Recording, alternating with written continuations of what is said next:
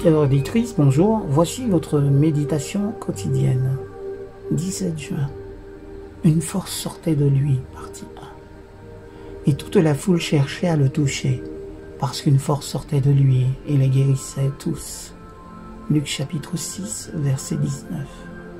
Quand un homme fonde une affaire, ce qu'il considère en premier lieu, c'est le rendement. S'il ne réalise qu'un profit de 2%, il risque fort de faire faillite au bout de peu de temps. Si son profit est de 8%, il est assuré d'être solvable. Et s'il est de 20% ou davantage, il sera bientôt riche. L'investissement dans le royaume de Dieu repose sur un principe comparable. Si quelqu'un emploie 7 jours par semaine et 365 jours par an pour gagner de l'argent, pour construire sa maison et cultiver son jardin, pour se constituer un portefeuille de titres, il ne fait aucun investissement dans le royaume de Dieu. Il ne fait que vivre sur le plan physique, il n'a aucun avenir. Si nous donnons un 10e ou davantage de notre argent et un 7e ou davantage de notre temps, et que nous les investissons dans le programme de Dieu pour sauver les hommes, si nous relevons les courages abattus et remettons d'aplomb ceux qui sont tombés, nous investissons pour l'avenir. Nous mettons de l'argent à la banque du ciel, où il ne rouillera ni ne perdra de sa valeur. Alors, dans l'éternité, nous recouvrerons tout notre capital augmenté de 50% ou de 100%. Si nous investissons la vie en nous-mêmes seulement, ce sera notre faillite pour l'éternité.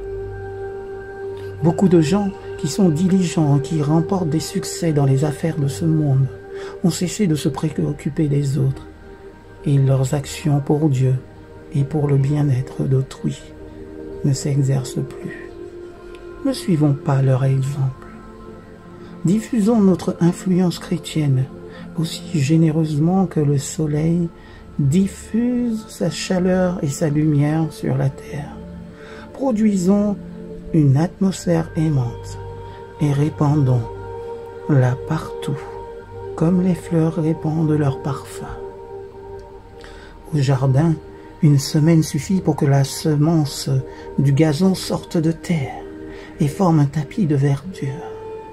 Il faut 3 semaines à la plupart des semis de fleurs pour jaillir du sol.